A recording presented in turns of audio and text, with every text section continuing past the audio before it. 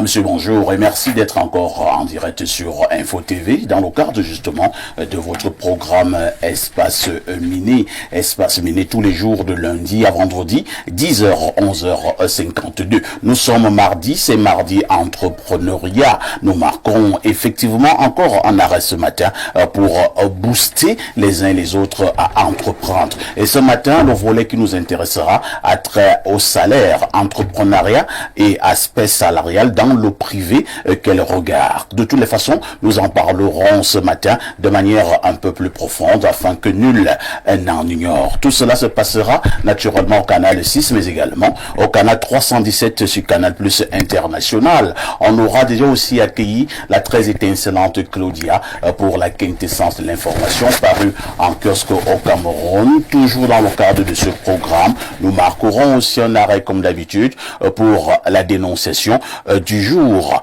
Entre 10h et 11h52 de lundi à vendredi, nous vous donnons rendez-vous et c'est d'ailleurs une autre manière de faire la télévision. Merci de continuer à nous faire confiance. Et nous accueillons ces invités qui nous accompagnent ce matin. Monsieur Edanga, bonjour. Bonjour. Comment vous allez? Je vais bien. Merci. Je souligne que vous êtes directeur général du cabinet Edanga Holding. Oui. Merci d'être là ce matin. En face de vous, nous allons accueillir François Sidney Dan. Bonjour François Sidney. Merci. Bonjour Pafa ici. Merci de l'invitation. François Sidney Dan est un homme politique, mais également un juriste. Il ne s'en cache pas. Il est clair. Il est franquiste dans l'âme. Tout à fait. Franck Emmanuel Biya, c'est une chance pour le Cameroun. C'est vrai que beaucoup de gens... C'est vrai, Franck Biya souffre du patronyme. Mais je vous assure, si on enlève toutes ces petites choses, Franck Biya est la meilleure personne pour diriger ce pays. Après M. Biya. Mais mon problème avec les franquistes, et même avec le RDPC, c'est que Franck Biya doit être le représentant du RDPC en 2025. Si le président de la République décide d'y aller en 2025, ça sera une très grosse erreur politique. Je sais de quoi je parle. Voilà, c'est pour ça que vous voyez, parmi tous ceux qui disaient soutenir Franck Emmanuel Biya, je suis presque le seul. Parce que Franck Biya avait fait une sortie en Europe. Tout à fait. Voyez-vous? Il a dit qu'il ne fallait pas brouiller les pistes. Voilà, et en rappelant qu'il était membre du RDPC. Et vous voyez que de manière naturelle, c'est le président du RDPC qui est le candidat naturel. C'est ce que Franck Biya avait voulu rappeler aux uns et aux autres. Ça veut dire que lui-même, il se plie aux exigences de ce parti. Mais moi, je dis non. Le président de la République doit laisser Franck Biya être le candidat du RDPC en 2025. Je sais pourquoi je le dis. Vous me dites pourquoi? Je ne peux pas le dévoiler. C'est une guerre politique. C'est pour ça que j'ai demandé au président de la République, voilà, de me recevoir. Et à lui, je vais lui expliquer. Et je suis sûr que si je lui explique, il va souscrire à mes propositions. Vous voulez que le président de la République vous reçoive pour que vous lui expliquiez la nécessité de laisser Franck Biya être candidat en 2025 pour le compte du RDPC. Pour le compte du RDPC, et c'est le Cameroun qui va en bénéficier. Voilà, et le dit n'est pas un crime de lèse-majesté, parce que je vois tout le monde dire non, le président doit se représenter, du moins ceux du RDPC, mais moi je dis ce serait une faute, une erreur politique. Grave. Très grave même, papa ici, et je sais de quoi je parle. Et Franck Biya est plus que mature, il peut. Donc, moi je demande au président de la République de lui faire confiance, de ne pas avoir peur. Beaucoup de gens ont fait des sorties en voulant, même la France, il faut le rappeler. Les journaux français, il y a de cela, je crois, 3 ou 4 semaines, ont eu à faire des sorties en démontrant que, bon, si ça allait dans ce sens, c'est faux. C'est la communication, nous on sait de quoi il est question. Donc, moi, je dis que Franck Biya doit être le représentant du RDPC en 2025 et ça sera la plus belle chose qui puisse arriver à notre pays. Merci François Sidney Edan, que le ciel vous entende. En face de vous, nous allons accueillir Maxime Julien Ibrahim. C'est vrai que je connais pas véritablement comment mettre ces noms. J'espère que c'est un autre. Bonjour Maxime. Bonjour Fafé, ici et merci encore d'être là ce matin. Vous êtes chef d'entreprise, merci de nous accompagner encore comme tous les mardis. Non, c'est un plaisir, je me sens un peu plus heureux ce matin à cause d'une bonne nouvelle, Fafé, ici. Ah bon? D'un projet. À l'heure actuelle, depuis 7 heures du matin, il y a 1500 jeunes entrepreneurs qui sont formés par un projet de filets sociaux qui est financé par la Banque mondiale et l'Agence de promotion des petites et moyennes entreprises se met en action. Il est question pour ces jeunes entrepreneurs-là d'avoir des fonds après leur formation dans les business plans d'au moins 5 millions pour pouvoir soutenir l'entrepreneuriat. Chacun? Chacun, minimum. Et grande a été ma satisfaction. Ils sont formés où? Ils sont actuellement formés dans plusieurs centres, dans toutes les villes, dans 6 villes au Cameroun, à l'heure actuelle. 1500. 1500 jeunes entrepreneurs formés par 100 formateurs de l'Agence de promotion des petites et moyennes entreprises. Je bénis Dieu parce que nouveau tard que jamais, l'entrepreneuriat semble se réveiller et ma belle surprise parfois ici, c'est quand j'ai mis mon pied à l'UGP, une équipe d'ailleurs que je salue, qui porte ce projet-là pour le compte de la Banque mondiale, et je me suis rendu compte que leur émission préférée, c'est Espace Miné. Et ils apprécient fortement les interventions de ce panel à Mardi Entrepreneuriat. Merci Donc beaucoup. ils reçoivent toutes mes félicitations encore et toutes mes salutations à tous ces formateurs qui aident le Cameroun à s'améliorer. C'est notre manière à nous d'apporter notre contribution, même s'il faut relever que le ministère des petites et moyennes entreprises n'est même pas au courant qu'il y a un programme comme ça en télévision au Cameroun. J'ose espérer qu'ils vont se rattraper, pas failli. Dommage. À côté de vous, nous allons accueillir un autre expert en entrepreneuriat. Il s'agit de Joseph Zambo. Joseph Zambo, bonjour. Bonjour Papa ici, bonjour aux millions de téléspectateurs qui nous suivent. Comment tu vas? Je vais bien, on continue de bousculer et je souhaitais aussi remercier surtout ce programme parce que une fois j'ai parlé ici du tournesol Oui. et j'ai beaucoup de personnes qui m'ont contacté et c'est là que j'ai compris que le Cameroun et sa diaspora, ils ont tous soif d'entreprendre sur des projets durables, des projets fiables et je dis encore que on a la grâce d'avoir justement aussi dans ce plateau le promoteur de cette structure de tournesol. Ah, d'accord. C'est M. Idanga. Monsieur Idanga. D'accord, je ne savais pas. Merci Joseph Zambo. En face de vous, nous accueillons comme d'habitude notre consultant Pierre Blériot Niamek. Pour certains, c'est le consultant planétaire. Il reste le dit fils de Boumiebel, descendant de Omniobé. Pierre Blériot, bonjour. Bonjour, parfait ici. Merci de m'associer à votre panel ce matin. Pierre Blériot, je vous suggère tout gentiment de garder le microphone, cette fois-ci pour la sagesse du jour. Un mauvais lit chasse le sommeil. C'est tout? On peut reprendre? Un mauvais lit chasse le sommeil. Ça veut dire quoi? Ça veut dire que la paix a besoin d'un environnement favorable. Même si vous avez sommeil et que vous devez vous coucher sur un mauvais lit, le sommeil va partir. Il faut créer des conditions favorables pour que les choses se passent bien. Ça s'adresse à tout le monde. Les femmes qui accueillent leur mari à la maison, les hommes qui sont dans leur lieu de service, il y a un besoin d'un environnement favorable pour que les choses se passent bien. Le sommeil, c'est l'une des plus belles choses que nous avons après la mort. Vous savez, la mort, c'est la plus belle chose que nous avons héritée. Ensuite vient le sommeil. Vous êtes en direct sur Espace Miné, 10h, 11h52. Et dites-le aux autres, ça a déjà commencé.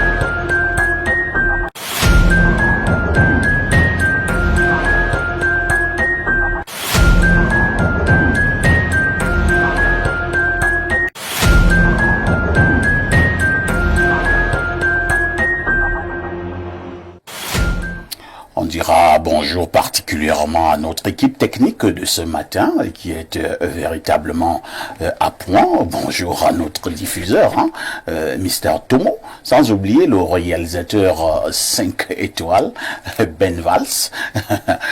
Claudia Ancha, bonjour. Bonjour, parfait ici. Bonjour à tous les téléspectateurs d'Espace Miné qui nous retrouvent nombreux ce mardi. C'est un plaisir de vous retrouver. Les films western vous ont marqué? Ah oui, tout à fait. Vous avez quelques noms d'acteurs de films western? Non, pas vraiment. Il y a un grand film western, Oui. Le Bon, le Brut, le Truand, quelque chose de ce genre. Mais ce sont des anciens films, non? Oui, moi je suis un ancien. Il y a un acteur qui dit: la vie appartient à ceux qui fouillent. La vie appartient à ceux qui fouillent. Et dit à quelqu'un de fouiller. Lui là, il est en train de creuser. Oui. Toi, tu creuses. Et le monsieur creuse. Et après, lui récupère. À notre film western, ils ont fait un coup. Et ils ont eu je sais pas quoi. Et à un moment donné, ils se partagent le butin. Et il dit: un pour toi, un pour moi. Un pour toi, un pour moi. D'accord. Les films western. Claudia, comment a été la nuit? La nuit a été super belle. De mon côté, on prépare activement les fêtes de Noël. Mais c'est vrai que je n'ai encore rien dans mes poches. Je ne sais pas comment je vais faire. Mais vous avez des petits soucis. Il faut me voir. Ah, ça? Nous allons régler ça.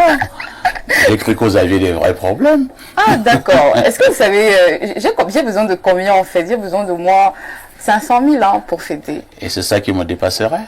D'accord, ça alors, ok. 500 000, c'est l'argent de Béguin. Pour moi. Ok, d'accord. On va régler ça d'un claquement de main. D'accord. Vous n'allez pas stresser pour si peu. Donc mes fêtes sont assurées. Pourvu que vous soyez gentil. Claudia, oui, parfait. Que disent les gens? Parfait, ici, voici les événements qui ont marqué l'actualité au Cameroun ces dernières 24 heures avec le quotidien. En formatant, on parle du MINSEC, Fabien Cotte en flagrant délit de vaudou. La page 3 nous renseigne qu'en mal de sensation, l'ex-SG fait dire qu'il a été la tête pensante de ce département ministériel des élus crudation, balayé d'un revers de la main par des observateurs avertis qui rappellent fort à propos que Nalova Yonga dirige sereinement ce strapatant bien avant la nomination de ce personnage et que son départ ne se fait ressentir nulle part. L'information est donc à retrouver en page 3 de ce journal. Au bas de une, Dieudonné Mveng présente une image, celle du président de la République, son excellence Paul Biya, qui regarde sa montre. Vivement décembre, s'interroge-t-il. Tic-tac, tic-tac. Avec le jour, on parle de suspension du REDAC et autres. On en parlait déjà hier avec la nouvelle expression. Atangandi ouvre un nouveau front à Douala, nous apprend Aman Mana se mettre en bas de une. On parle également de 70% d'opportunités d'emploi qui sont invisibles. L'information est donc à retrouver en page 5. Association, les sanctions de Noël. On en parle avec le quotidien Mutation ce matin. Le MINAT suspend 5 organisations de la société civile, notamment pour financement illicite, contexte et réaction. Vous retrouvez justement cette information détaillée en page 7. Au bas de une, on parle de l'après-inondation, le cri du maillot d'Anna et vous retrouverez cette information en page 5. De l'autre côté, intelligence artificielle, le plaidoyer de Thierry Marchand. La nouvelle expression est en kiosque ce deuxième jour de la semaine. Le journal nous amène du côté de l'Assemblée nationale au grand orat des ministres. Les ministres Manaouda Malachi de la Santé, Emmanuel Nganoudjou Messi des Travaux publics, Gaston Elundou Essomba de l'eau et de l'énergie, lui Paul Motageux des Finances ont été ciblés par les députés de l'opposition. Le MINFI était particulièrement sollicité en raison de l'intérêt et de l'inquiétude que la loi des finances suscite chez les Camerounais. L'information est à lire lire en page 3. Avec le journal La Capitaux Public Cameroun Tribune, on parle de ciment, nouvelle baisse des prix. Nous apprend Marie-Claire Nana ce matin la décision prise d'un commun accord par le ministre du Commerce et certains producteurs en entrée en vigueur hier à Douala, Yaoundé et Garoua, constatant une diminution de 100 et 150 francs CFA sur le sac de 100 kg en fonction de certaines variétés. La page 11 nous renseigne davantage. Avec le billet hebdomadaire Le Point, on parle de la présidente de la République Gango, distrait et loyal, s'interroge ce journal avec plus d'une décennie comme secrétaire général de la présidente de la République, le natif de Minta, malgré les ambitions qu'il lui présente ses détracteurs et considère à la PRC comme un férou du travail, placé et régalé. Il s'est fait assez d'ennemis dans le sérail. L'information est donc à retrouver en page 1 de ce journal. Au bas de une, on parle une fois de plus du pouvoir d'achat, mine commerce, prix du ciment à la baisse. Et puis, Spena, Yawaga, Chi Asafa, Cornelius, promotion du bilinguisme, good grade, peut-on lire dans ce journal. Nous poursuivons avec Réalité Plus. On parle de deux actualités ce matin. Tout d'abord à Douala, au nom du président Paul Biya, le secrétaire général de la présidente de la République, Ferdinand Gongo, inaugure dans le siège de la BGFI Banque Cameroun. Et puis au bas de une, on parle de religion, paroisse catholique de Kié, Yaoundé 5, Abba, Gustin, Otuntolo, Nouveau Berger, Yaoundé 4, au temps pour moi. Avec le messager, nous allons du côté de l'hôpital gynéco et obstétrique de Ngousso. Bissaï sauve les femmes séquestrées. L'hôpital ou alors l'homme politique célèbre l'élan du cœur du promoteur de la Masso qui a volé au secours d'une douzaine de femmes retenues prisonnières avec leur bébé en payant l'entièreté de l'argent à l'institution hospitalière. L'information est donc à retrouver dans ce journal. Par exemple, qu'est-ce que ce matin? L'économie quotidienne de Thierry Ekouti parle ce matin de filière banane, régime en baisse de 3 places. La production du Cameroun se situe à environ 5 milliards 595 534 tonnes. Le classement mondial des grands exportateurs en 2023. Et nous clôturons cette revue de la presse avec cette information qui fait aujourd'hui le tour du monde. La chute de la dynastie Al-Assad. Et pour en parler, nous lisons d'abord Le Figaro. Libéré d'Assad, la Syrie plonge dans l'inconnu après la fuite du tyran et de son clan. Les rebelles islamistes dirigés par Ahmed al-Shared s'installent au pouvoir à Damas. La population paraît soulagée. La communauté internationale reste prudente à ce sujet. Nous clôturons avec Le Monde qui parle également de cette actualité. Édition spéciale, fin de règne et incertitude en Syrie. Donc on parle d'un départ d'un dictateur cynique et cruel. Voilà donc qui marque la fin de la revue de presse Acte 2 sur Info TV ce mardi par Faïssi.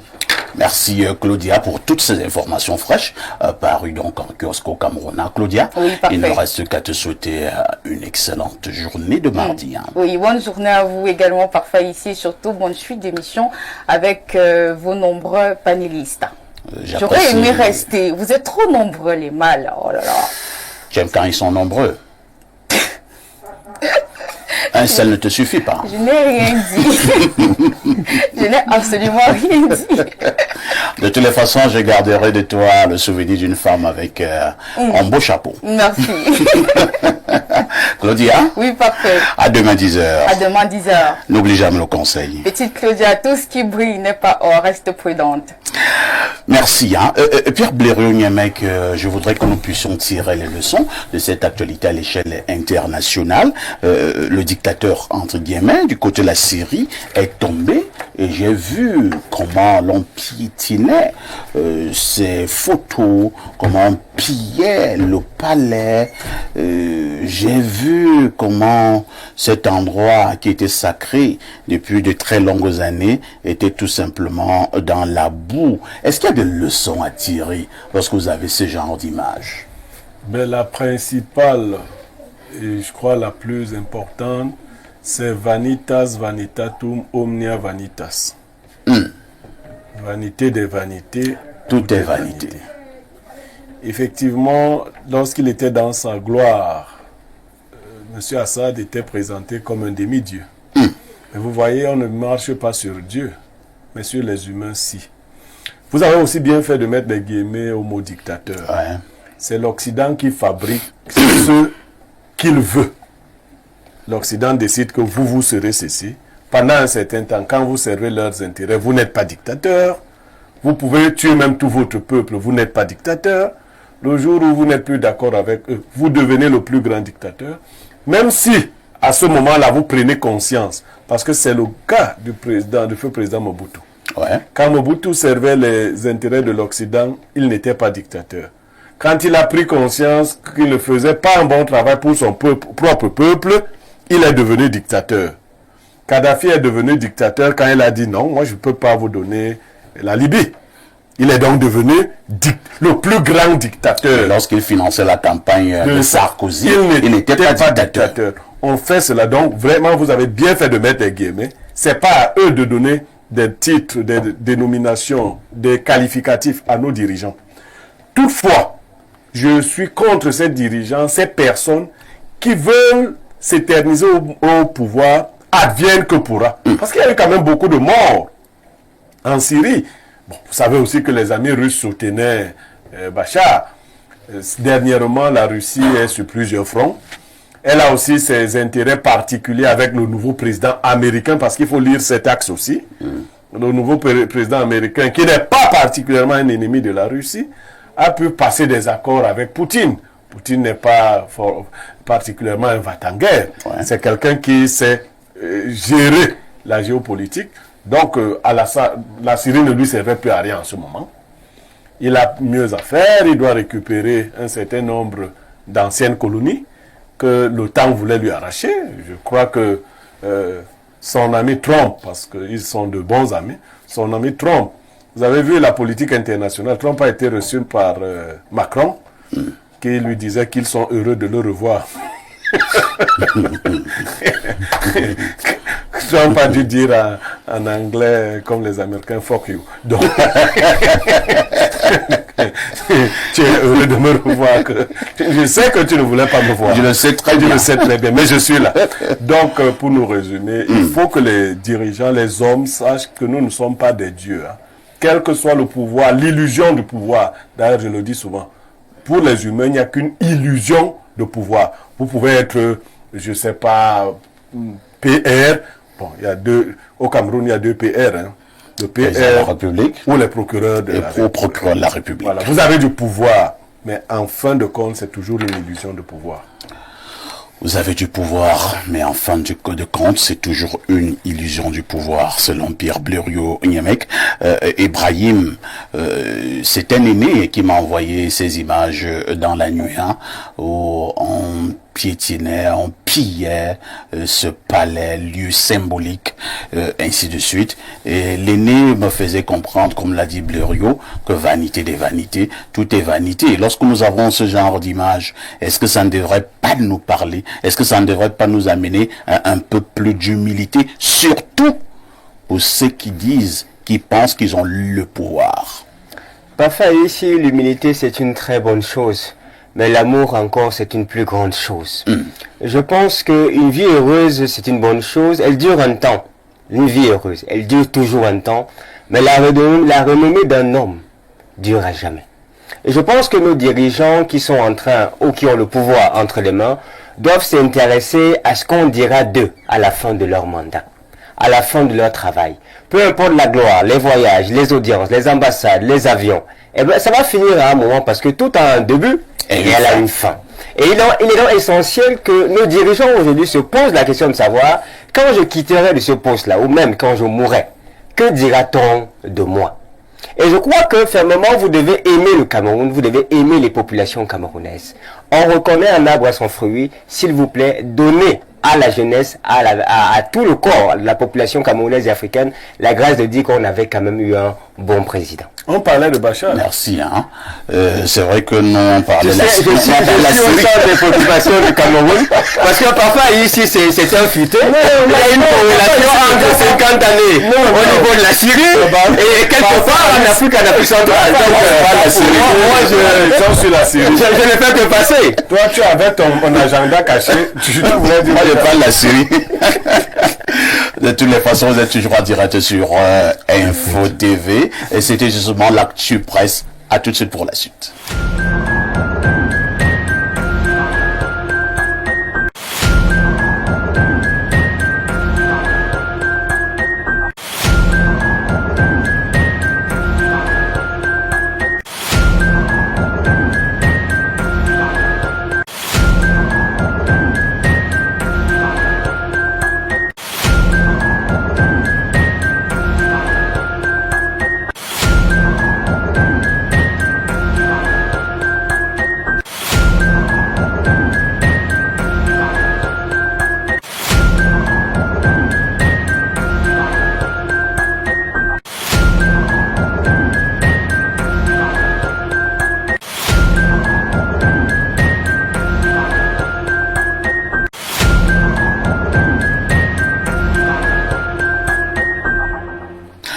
va repasser la parole à Pierre Blériot-Niamek, cette fois-ci, pour la dénonciation de ce matin.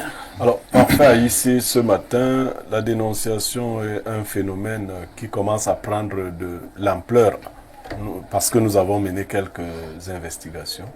La dame qui est venue nous voir était tout en larmes. Il y a peu, elle a rencontré un monsieur, et comme on dit dans le jargon camerounais, un monsieur bien. Il est dans la cinquantaine, le début de la cinquantaine, et il s'occupe merveilleusement de la dame et de la famille. Il aimait, ça c'est un langage camerounais toujours, en haut. C'est lui qui fait toutes les factures, c'est lui qui achète le cercueil, carrément. Vraiment, il s'occupe de la collation. La dame se sent bien dans la relation. Et même de l'autre point de vue, qui est le point de vue intime, elle se sentait bien jusqu'à il y a quelque temps. Jusqu'à il y a quelque temps. Oui, à l'heure où nous sommes rendus, la dame est enceinte de 4 mois. Oui. Et depuis quelques jours, le monsieur lui a fait une proposition. Il lui a dit qu'il ne veut plus passer par la route Douala-Yaoundé. Il te voit venir. Bon, vous savez que l'autoroute n'a pas atteint Douala, elle s'est arrêtée à Boumiébel. Lui, il veut maintenant bifurquer par Ezeka. Attends un peu, la dame là des Rothschild. Bien évidemment. Le monsieur, pour être plus sérieux, exige de passer par la voie anale. Incroyable. Quand je dis exige, il dit d'ailleurs que c'est la seule voie que lui, il apprécie. S'il est passé par l'autre voie normale, c'était parce que c'était au début. Mais que lui, cette voie ne lui dit rien du tout. Seule l'autre voie lui dit quelque chose. La dame a cédé 2 ou 3 fois, mais elle dit que... Elle lui a d'abord fait remarquer que c'était très douloureux. Le monsieur lui a dit qu'avec le temps, elle va s'habituer, que c'est comme ça que ça se passe partout. Alors, elle estime que c'est un peu risqué, à la fois pour son état de grossesse, et elle ne comprend pas pourquoi c'est l'unique voie que le monsieur sollicite. Quand je dis que la pratique commence à se répandre, c'est qu'au moment où elle m'en parlait, il y avait 2 autres femmes qui m'ont dit spontanément qu'elles sont dans la même situation. Ah bon? Oui, que leurs hommes disent que non... c'est maintenant là-bas. Oui, que Yaoundé Mbalmao n'est pas bien, mais Mbalmao, 100 mm, c'est mieux. Donc, j'ai pensé que c'était un problème de société qu'il fallait soulever. Bon, je vais te poser quelques questions. Oui, hein. pose-moi quelques questions. Quelques compléments d'information, comme disent souvent les OPJ. Et il vit depuis combien de temps, le monsieur et la dame? 1 an et demi. 1 an et demi. Et la dame est enceinte du monsieur d'il y a 4 mois. Le monsieur vient d'entamer la cinquantaine. Ouais. Et le monsieur s'occupe merveilleusement bien de la famille de la dame. Donc c'est vraiment le genre de beau-fils exemplaire. Lui-même, elle m'a dit, bel homme, bon poste, ainsi de suite, vraiment. Un monsieur responsable. Oui, ce qu'une femme, dans notre contexte, peut attendre d'un homme. Je précise dans notre contexte. Parce que dans d'autres contextes, les femmes n'attendent pas que les hommes s'occupent d'elles. Non, là, c'est un autre débat. En tout cas, je vais passer la parole à certains expérimentés. Commençons par M. Danga. M. Danga, vous avez suivi la dénonciation de ce matin. Le monsieur exige maintenant d'autres manières d'avoir des rapports intimes avec sa dame. Votre réaction? Parfois, ici, pour moi, c'est un scandale. Ah bon? Oui. Parce que si Dieu, qui est le créateur du ciel et de la terre, l'avait autorisé, et nos ancêtres, nos aïeux, devraient le savoir, sauf ignorance de ma part. Peut-être que c'est un agenda caché que nous, la jeunesse d'aujourd'hui, la génération d'aujourd'hui, nous ignorons. Mais moi, à mon avis, c'est un scandale. À votre avis, c'est un scandale. Alors, François Sitné Dan. C'est une dénonciation un peu bizarre et embarrassante. Vous pouvez comprendre un peu mon état. Alors, Blérou a donné un détail là. Au moment où la dame venait déposer sa dénonciation, avec 2 ou 3 dames également à côté qui ont suivi la dénonciation et qui, toutes les 2 ou 3 dames ont également avoué qu'au moment où nous parlons, elles se retrouvent aussi dans la même situation avec leurs époux ou alors avec leurs copains et qui exigent de passer de l'autre côté au niveau des rapports intimes. C'est devenu un phénomène de société ou alors c'est un fantasme? Bon, moi je pense que peut-être c'est un fantasme. Mais maintenant, dans la dénonciation, mon souci c'est est-ce que le monsieur, pour lui, est-ce que c'est une forme de chantage? C'est-à-dire que, est-ce que le monsieur, en lui disant ça, peut-être dit, si ce n'est pas fait, conditionne? Voilà, est-ce qu'il est en train de la conditionner? C'est d'abord ça qui... Mais il dit que ce n'est que la voie là qu'il veut désormais. Donc, c'est clair que s'il n'y a pas la voie là, ça s'arrête. Bon, ça veut dire que...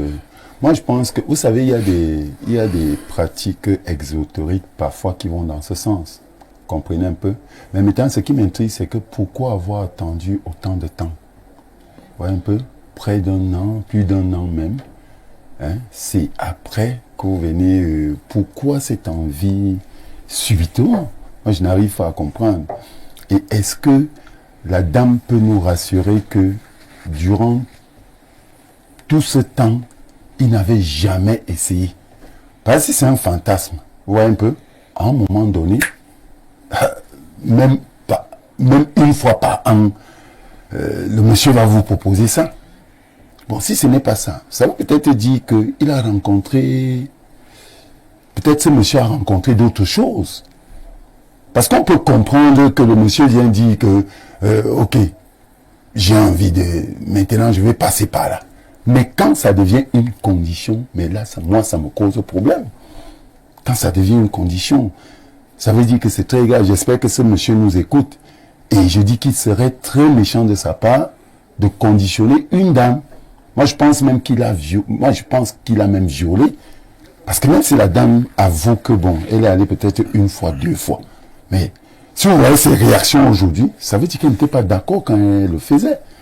Donc je pense que ce monsieur, bon, moi je pense que vraiment, peut-être il est dans des choses compliquées. Et vous savez que le diable, quand vous le rencontrez, il vous fait des propositions terribles. Des propositions même qui font honte. Donc je me plains pour la femme, hein, pour la dame. Je suis vraiment gêné pour cette femme. Maxime Julien, la dame a un souci. Parce qu'il y a un détail, hein, nous sommes en Afrique et plus particulièrement au Cameroun. La dame insiste que le monsieur c'est un homme bien. En contexte camerounais, comme disait Blérou, ça veut dire ce que ça veut dire.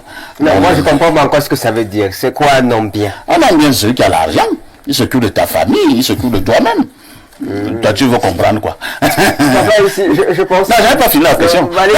Parce que l'homme bien... C'est déjà évoqué le mot là, j'ai commencé à me poser des questions. C'est quoi un homme? Est-ce que, face à ce qui arrive dans là maintenant, la dame doit donc se dire que non, malgré le fait que tu sois un homme bien, qui s'occupe de moi, qui s'occupe de toute ma famille, mais j'arrête cette relation. Entre-temps, est-ce que la famille même serait contente si jamais elle est au courant que c'est à cause de cela que la dame a laissé partir cet homme bien?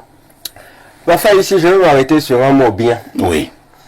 Un homme bien, pour moi, c'est un homme qui vous fait du bien. Et une bonne famille, c'est une famille qui vous fait du bien. Et s'il faut s'arrêter sur le cas de cette dame, vous savez, même la Bible dit, l'amour consiste à chercher l'intérêt de l'autre. C'est-à-dire le bien de l'autre. Si je suis ton époux, mon travail quelque part, ou la démonstration du fait que je t'aime, c'est que je recherche ton bien.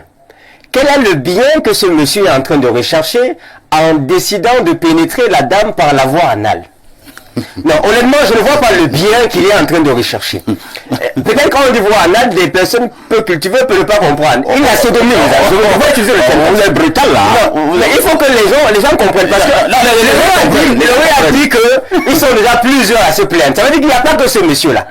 Et il faudrait que les hommes qui veulent promouvoir la sodomie, arrêter ça. Et puis, c'est d'abord dangereux. La voie anale, c'est la voie terminale. C'est-à-dire que les choses se terminent là-bas. Elle est faite pour déféquer.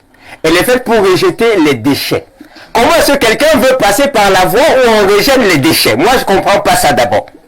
Le simple fait de vouloir passer par une voie qui n'est pas autorisée, aller toucher les déchets, est-ce que même ces hommes-là sont sérieux?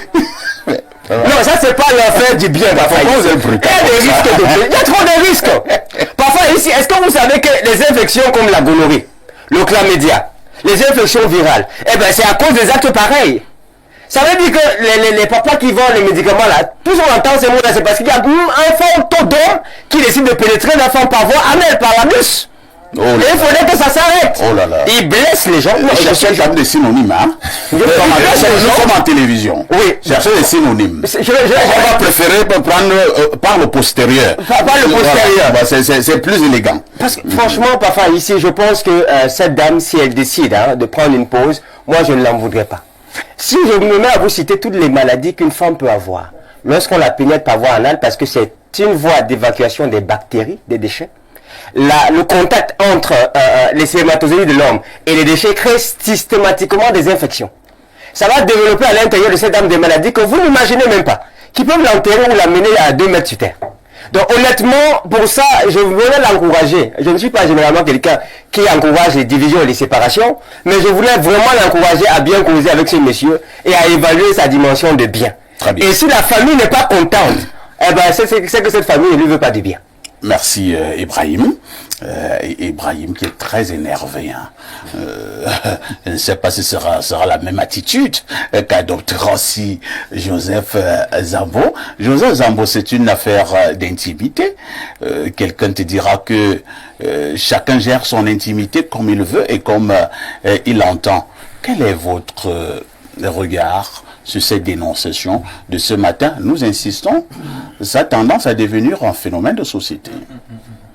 Non, mais en principe, je pense que la divulgation de ces actes par des mécanismes de communication et autres font en sorte qu'aujourd'hui on pense que c'est quelque chose de naturel, que c'est quelque chose qu'on peut faire par choix, mais ça reste que c'est une abomination.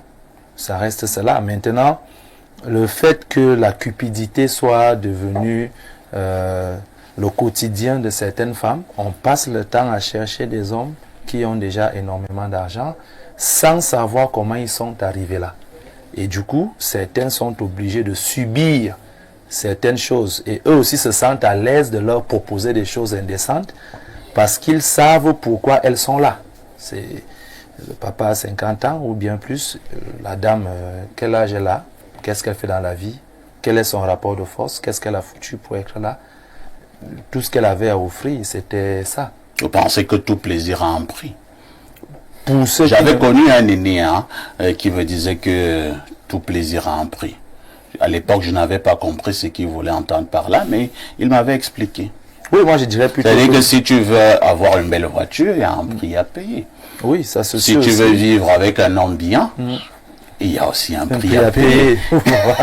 Mais on peut mettre sur Benza aussi que toute loyauté a un prix. Parce que pour moi, je pense que ce monsieur a acheté la loyauté de cette fille à travers tout ce qu'il avait à donner. Mais je pense que la meilleure chose serait pour des femmes d'être à la fabrication de leurs hommes. C'est-à-dire d'être à l'étape où l'homme se construit. En ces moments, ensemble, ils décident ce qu'ils font de leur vie. Parce qu'un homme peut avoir ce fantasme, mais si ce fantasme est sorti lorsque vous êtes rencontrés à 20 ans, 25 ans, et que vous aviez grandi ensemble avec cela, c'est autre chose. Mais vous trouvez un homme avec ces choses, vous savez qu'il vient d'où, vous savez qu'il sort d'où, ses pratiques et tout, vous le découvrez à 50 ans, vous allez se... C'est vrai également que j'ai eu ce cas une fois. C'est un oncle du côté maternel. Il a connu son époux, ils se sont mariés. Ils avaient fait environ 20 ans de mariage. Ils prenaient toujours la voie normale. Il n'y avait aucun souci. Mais un beau matin, le monsieur est arrivé, il a dit à la dame, maintenant c'est par là-bas. La dame lui dit, ouais, chérie, qu'est-ce qui t'arrive? Il dit, non, rien ne m'arrive. c'est par là-bas. Mais c'est satanique. La dame lui dit, ouais, est-ce que depuis nous fonctionnons souvent comme ça, non? Et donc, je te dis que maintenant c'est par là-bas. José Amos, c'est un problème sérieux. Hein? Oui. Le monsieur ne voulait rien entendre. Et comme la femme aussi refusait, je pense que cette affaire-là a créé une véritable cassure. Oui. Je pense qu'ils se sont même à la fin séparés. Mais c'est ça une vraie femme. Elle a refusé d'assumer. Mais il y a toujours une étape de la vie d'un homme pour ceux qui aiment la facilité où ce genre de situation arrive. Le moment où il faut être dans des pactes, des trucs. Ça n'a jamais été Vous voyez les pactes partout. Je dis, un homme normal ne peut pas se lever un matin pour rien, pour aucune raison, et de dire à partir d'aujourd'hui, je vais aller par cette voie. C'est toujours ceux qui, les amoureux de la facilité, les partisans du moindre effort. Ils passent toujours par des mécanismes, des loges, des sectes et tout, et on leur dit, on connaît tous que cette voie... Est-ce que tous ceux qui passent par là-bas, ils sont dans des loges, dans des sectes? 90% oui, mais comme 10% on ne peut pas le savoir, le mieux c'est de refuser totalement parce que tu ne sais pas quand il le fera, ce qu'il prendra dans toi. Merci, hein, Joseph Zambo. Alors, Pierre Blériot, toi qui es un habitué des situations compliquées, toi-même, que penses-tu de cette dénonciation et maintenant, de manière générale, de cette pratique? Oui, mais moi je vais commencer par, de manière générale, la pratique. Oui. La sexualité est codifiée dans chaque société. Le premier principe, c'est que la sexualité se fait entre sexes opposés. Le deuxième principe, c'est que la société a des manières d'organiser le sexe. C'est vrai que les Africains ont gardé une manière assez monotone de pratiquer la sexualité. L'aîné qui est sur le plateau dit qu'on ne connaissait pas ces choses-là. Oui, mais je peux aller plus loin. Peut-être qu'à son époque, nous ne sommes pas exactement de la même époque. On ne connaissait pas non plus la fellation. Voilà. Je crois que si mon grand-père avait proposé ça à ma grand-mère lui aurait dit que non, c'est des choses. Bon, aujourd'hui on connaît ça et... Non, cette pratique existe aussi de manière normale dans la sexualité. Ibrahim a expliqué que c'est une voie, oui, cette voie-là, lorsque cela se fait, nécessite beaucoup plus d'hygiène. Ça, c'est d'une part. Maintenant, il ne m'échappe pas qu'il y a le sexe magique. Et je vais vous préciser que la magie sexuelle n'a pas qu'à voir avec cette voie-là. Si vous rencontrez quelqu'un qui est dans la magie sexuelle, que ce soit par la voie vaginale, la voie buccale, la voie anale, il peut pratiquer la magie. Ce qui est gênant quand même dans leur relation, c'est que le monsieur en vienne à dire que ce n'est que cette voie désormais. C'est-à-dire que ou ça ou rien. Et là, ça met la dame dans une mauvaise posture. Elle dit avoir accepté 2 ou 3 fois. Mais si ce n'est que cette voie-là, cela risque de la détruire. Ce d'autant plus que le monsieur ne se soucie pas parce que vous n'avez pas fait attention. La dame a bien dit qu'elle avait beaucoup de douleur. Et le monsieur lui a répondu qu'avec le temps, ça va aller. Ça va aller. Non. Et parfois, l'appétit vient en mangeant. Non, ce n'est pas gentil de sa part. Ce n'est pas parce qu'il en prend soin. Il faut donc savoir garder une bonne part de sa dignité. Et je crois que c'est parce que vous avez laissé l'autre prendre soin de vous entièrement que vous devenez sa propriété. Parce que si quelqu'un prend entièrement soin, si vous vous laissez totalement être pris en charge, ben vous devenez la charge et la propriété de la personne. Donc il faut faire très attention. Je crois pour ma part qu'elle doit rester ferme. Si le monsieur a des sentiments pour elle, la relation va continuer. Le monsieur va se soumettre à aller par la voie normale. Maintenant, s'il est venu pour un autre objectif, il va se retirer. Et vaudrait mieux être vivant ou vivante que de poursuivre un argent qu'on pourrait manger pour très peu de temps. Merci Pierre Blériot Nyemek. Nous allons encore marquer une touche pause. Encore de nombreux soucis avec la connexion ce matin. Nous allons donc marquer une touche pause. Question de régler ces petits problèmes de connexion. Et on reviendra pour la lecture de vos nombreux messages.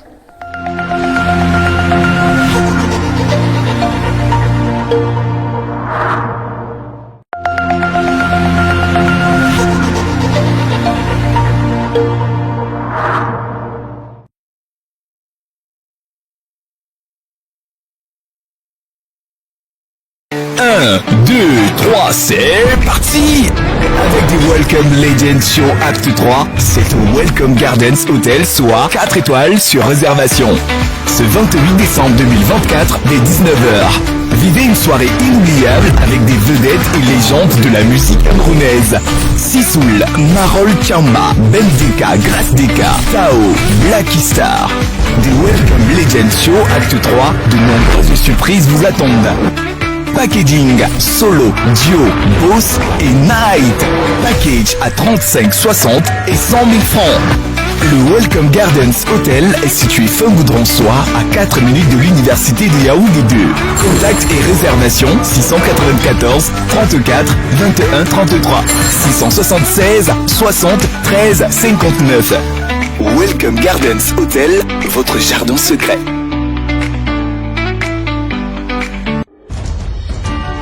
Sous le haut patronage du ministre de la Communication, porte-parole du gouvernement et le parrainage du gouverneur de la région du Littoral, la 4e édition des Awards nationaux de l'excellence sera célébrée le 14 décembre 2024. Acteurs de la scène politique, médiatique, sportive, managers d'entreprise, publics et privés seront primés. Rendez-vous à l'hôtel Somatel de Douala Bali le samedi 14 décembre 2024 pour une méga soirée de gala, de remise de prix avec les nominés et les autres invités de marque. Awards nationaux de l'excellence, célébrons le mérite.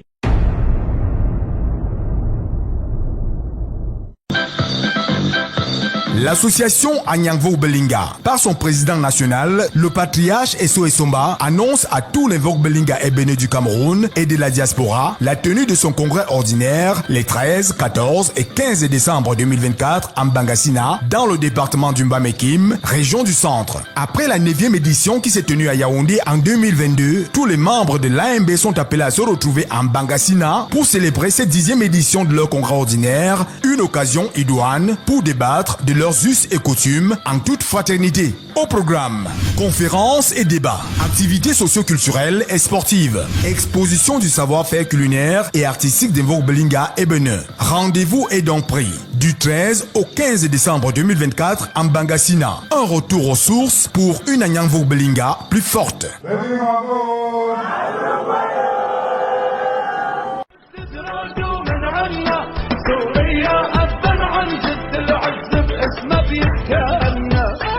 C'est reparti pour une nouvelle édition de la foire syrienne. Jusqu'au 4 janvier, les articles sont à votre portée et à des prix défiants toute concurrence.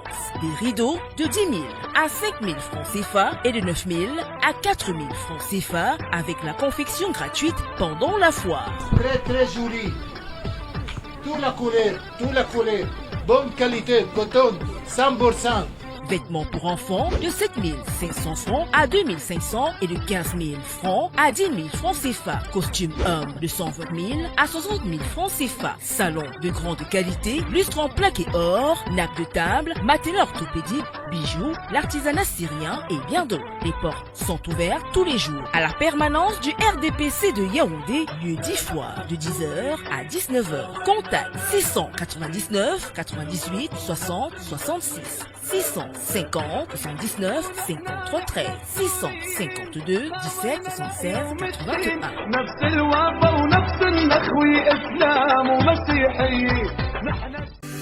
Voici l'endroit idéal pour votre beauté. L'Institut Mix Ogrey Fashion, où l'art de la beauté rencontre la bienveillance. Il y a du nouveau, il y a du bon. Nous vous proposons une gamme complète de services. Soins du visage et du corps, massage relaxant, épilation et maquillage, coiffure et stylisme. L'Institut de beauté Ogrey Fashion, c'est l'esthétique avec des salles de hammam gommage, des hammams portatifs. Nous vous proposons également des lycras faciales, la luminothérapie, des couvertures chauffantes, des pistolets de massage, des vacuums, des pierres chauffantes, des vaposanes à vapeur froide et chaude, des filtres de lumière, des postes de pédicure VIP, des thalassons, des postes d'onglerie, des postes de coiffure, des salles de massage, des douches VIP avec baignoire. Notre équipe de professionnels vous accueille dans un cadre chaleureux et élégant. Offrez-vous un moment de détente et de renouveau chez Ogrey Fashion. Descendez-vous à l'école à Yaoundé. Femmes comme hommes, faites-y un tour et vous ressortirez satisfait.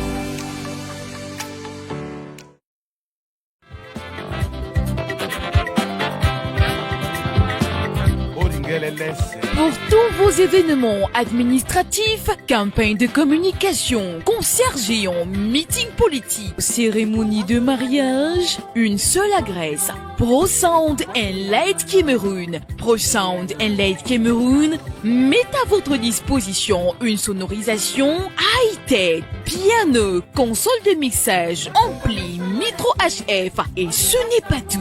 Pro Sound and Light Cameroun, c'est aussi le rendez-vous avec l'écho des haut-parleurs pouvant couvrir des lieux de 500 à 5000 personnes. Briller avec un système de lumière intelligente sur des podiums modulables. Pro Sound and Light Cameroun est situé à Olembe, Dubai City. Contact 654 85 81 03 673 58 07 62. Pro Sound and Light Cameroun, animez vos événements avec le bon matériel.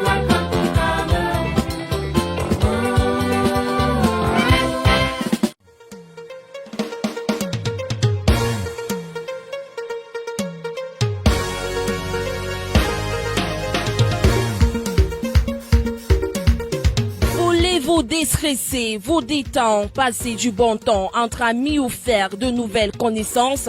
Une seule adresse, Des Ruisses Lounge.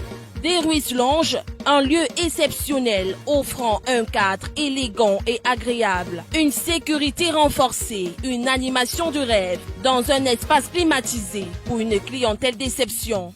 Avec Des Ruisses Lounge, savourez des boissons de qualité supérieure ainsi que de merveilleuses grillades pour le bonheur de vos papilles. Des Ruisses Lounge, ouvert de lundi à dimanche de 10h à 10h. Situé à la nouvelle route Bastos en face de la pharmacie des Congrès. Contact 699 73 34 57 691 28 99 92. Des Ruisses Lounge pour votre plaisir. La la la, on fait comment? La la la, on fait comment? La la la, on fait comment? Le ténor, on fait comme ça. En décembre, seulement avec Canal+. C'est merveilleux. Je t'aime. Je t'aime. Ah, c'est l'heure du câlin. Maintenant, fais péter la Corée, frangin. C'était fou. Venez, on recommence. Cinéma, sport, séries, documentaires et grands spectacles. Avec Canal+, chaque jour est une fête. En ce moment, pour tout réabonnement à votre formule, profitez de 30 jours offerts à tout Canal+.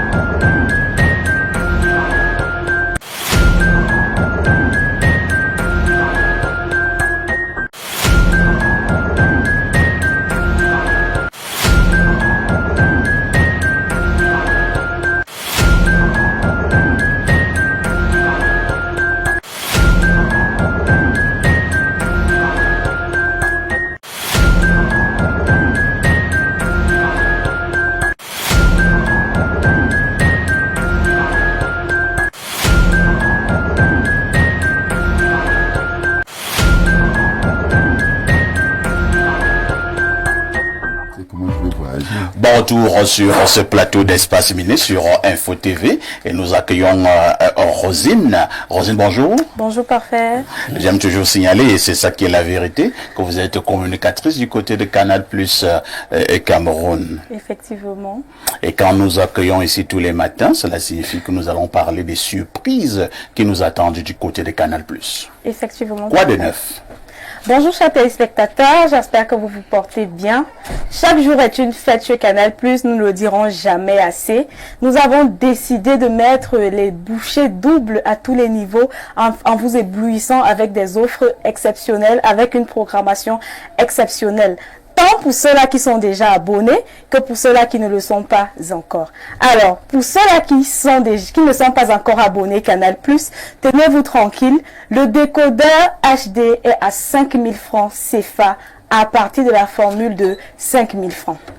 Le décodeur HD est à 5000 francs à partir de la formule Access de 5000 francs. Donc, avec 10 000 francs, vous devenez abonné Canal+. Donc, quel que soit l'endroit où vous me recevez maintenant, rendez-vous tout de suite dans un point de vente Canal+, et ressortez et faites partie de cette grande et merveilleuse famille Canal+. Ceux-là qui sont déjà abonnés, qui font déjà du chemin avec nous, nos abonnés, vous qui faites notre fierté, nous vous félicitons déjà et Canal+ a décidé de remercier votre fidélité en vous offrant 30 jours à tout canal dès votre réabonnement. La condition, elle est simple. Vous vous réabonnez à votre formule habituelle, donc vous maintenez votre formule et vous bénéficiez de cette offre exceptionnelle. Je prends un exemple. Je suis à Évasion, je me réabonne à Évasion et je bénéficie de 30 jours à tout canal gratuitement dès cet instant. Et le plus incroyable, c'est que cette offre est valable 2 fois sur le mois de décembre. 2 fois sur le mois de décembre, réabonnez-vous et profitez de cette offre. Rosine, on a peu tendance à vouloir dire que cette fois-ci, c'est le vrai tour. Et qu'est-ce qu'on aura au niveau de la programmation? Au niveau de la programmation, voici ce qui vous attend. En Champions League le 11, donc demain, vous aurez une rencontre exceptionnelle entre Dortmund et le FC Barcelone sur Canal+ Sport 2. Et naturellement, pour ceux-là qui sont fans de basketball, parce que chez Canal+, chacun trouve son compte. Ceux-là qui sont fans de basketball, vous avez la possibilité de profiter de 5 matchs le 25 décembre. 5 matchs le 25 décembre sur Canal+ Sport 4 et Canal+ Sport 5.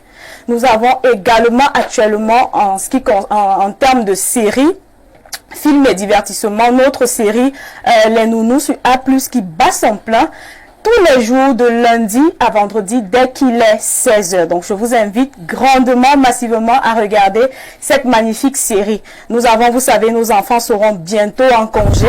Canal+ a pensé aux tout petits, Canal+ a pensé à tout le monde. Nous avons tous les samedis du mois de décembre, les samedis animés. Donc, chaque samedi, c'est des programmes vraiment à regarder en famille. C'est des programmes de jeunesse chaque samedi.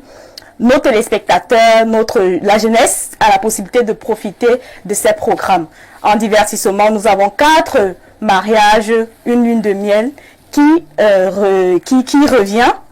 Vous avez la possibilité de profiter de ce programme de lundi à vendredi à 18h10 sur Canal+ Pop. Nous avons aussi les Reines du Shopping qui vont faire leur grande entrée, une nouvelle saison, dès le 16 décembre. Rosine, avant que vous ne partiez, lorsque nous avons eu toutes ces informations, certainement, de nombreux téléspectateurs se posent la question de savoir comment faire pour s'abonner ou alors pour se réabonner. C'est simple, parfait. Une panoplie de méthodes de paiement sont disponibles pour vous. Donc, vous avez la possibilité, chers téléspectateurs, chers abonnés, pour bénéficier naturellement de ces 30 jours qui vous sont offerts. Vous avez la possibilité de vous réabonner via Orange Money à travers notre shortcode Jazz 150 étoile 411 Jazz. Je répète, Jazz 150 étoile 411 Jazz. Aussi, à travers MTN Mobile Money, vous avez la possibilité de vous réabonner à travers notre shortcode étoile 126 Jazz. Étoile 126 Jazz. Vous avez sur la ville de Yaoundé et sur toute l'étendue du territoire camerounais nos stores et nos distributeurs agréés. Donc, vous avez la possibilité de vous réabonner à travers Express Union et Maviant. N'oubliez pas notre page Facebook Cameroun, Canal+ Cameroun. De nombreux lots vous y attendent. En cas de souci aussi, chers téléspectateurs, chers abonnés, vous avez la possibilité d'appeler le 85 56 et vous serez correctement reçus. Rosine, parfait. Info TV dit merci à Canal+. c'est Canal Plus qui vous dit merci. Excellente journée. Merci. À tout de suite pour la suite.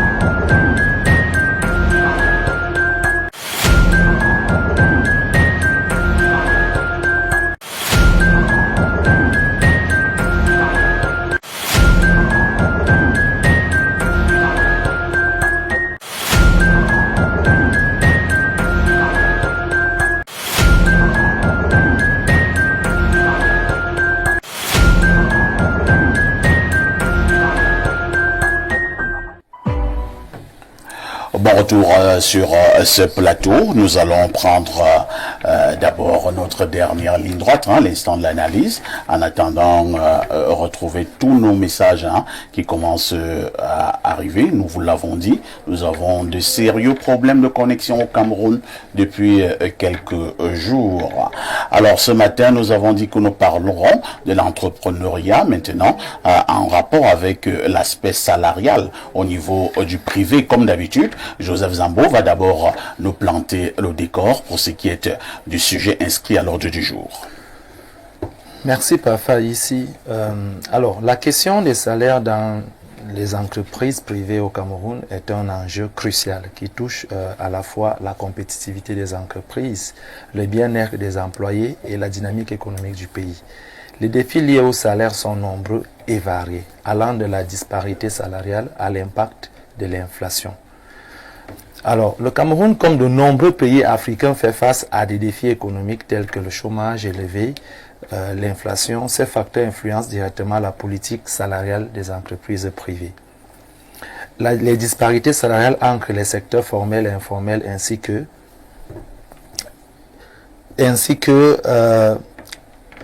qu'entre différentes régions posent un problème de justice sociale. Les entreprises doivent trouver des moyens d'assurer une rémunération équitable tout en restant compétitive. L'augmentation des prix des biens et des services affecte le pouvoir d'achat des travailleurs. Les entreprises doivent adapter leur salaire en conséquence, ce qui peut être difficile dans un environnement économique instable. Les syndicats jouent un rôle important dans la négociation des salaires. Encourager les dialogues constructifs entre employeurs et employés peut aider à établir des normes salariales justes et à prévenir les conflits. Adopter des systèmes de rémunération basés sur la performance peut motiver les employés tout en garantissant que les salaires restent en ligne avec la productivité de l'entreprise. Cela nécessite toutefois une évaluation claire des performances. Investir dans la formation des employés peut justifier des augmentations salariales. Les entreprises qui développent les compétences de leur personnel peuvent également améliorer leur compétitivité sur le marché. La mise en place des normes salariales par le gouvernement ou des organisations sectorielles peut aider à créer un cadre de référence pour les entreprises. Cela peut inclure des salaires minimums ou des recommandations sur les augmentations salariales. Merci j'ai failli dire Lazare Zambo. Merci Joseph Zambo pour ce décor qui a été planté. Et Ibrahim, nous parlons des salaires ce matin et entrer à l'entrepreneuriat dans le secteur privé. Nous avons fait un constat. Ils sont nombreux, elles sont nombreuses, ces structures, ces entreprises qui ont de véritables problèmes de salaire. Qu'est-ce qui peut d'abord expliquer qu'une entreprise qui a été mise sur pied à un moment donné, commencent à avoir des problèmes de salaire. Enfin, ici, il y a beaucoup de choses qui sont peuvent autour de la capacité d'une entreprise à bien gérer ses responsabilités salariales. Vous voyez, 90% des entrepreneurs vont vous dire que l'un des problèmes majeurs dans l'entrepreneuriat, c'est la gestion des ressources humaines. Si vous voulez qu'il y ait un patron qui soit capable de vous payer de façon régulière, de façon consistante, de façon transparente, il faudrait que vous vous rassurez que vous lui fournissez suffisamment d'argent pour qu'il puisse le faire. Lorsqu'on arrive dans le cas du Cameroun, parfois ici, je l'avais déjà dit ici, nous avons 60% de l'économie est portée par le secteur informel. Dans les 40%, vous arrivez aux petites et moyennes entreprises, on vous dit ils sont au minimum 300 000. Vous avez 300 000 et le cas des entrepreneurs au Cameroun, les entreprises ont au maximum 5 employés. Mais ils ne sont pas capables de payer les 5 employés là comme ils se doivent. Tout simplement parce que les employés eux-mêmes ne se rassurent pas qu'ils donnent suffisamment d'argent au patron pour les payer. Et lorsque même le patron vous dit, écoutez, bon voilà ce qu'on va faire, moi je viens de me lancer en entrepreneuriat, je n'ai pas encore la capacité de vous donner des salaires de 1, 2, 3 millions, je crois qu'on va travailler avec votre productivité, c'est-à-dire je vais vous donner un salaire minimal pour que vous puissiez gérer vos taxis, mais écoutez, si vous voulez avoir tel montant, il faudrait que vous nous assurez tel nombre de ventes. Les employés n'aiment pas ça, parfois ici. On préfère la sécurité salariale, parce que tout le monde veut se mettre en sécurité, c'est même pour ça que les gens aiment le fonctionnariat. Parce que là-bas, qu'il pleuve ou qu'il neige, à la fin du mois, tu as ton salaire. Mais dans le privé, c'est pas ça. Quand la fin du mois arrive dans le privé, le chef d'entreprise a chaud, la sueur commence à couler. Il se demande, il prend l'argent pour payer ces messieurs où?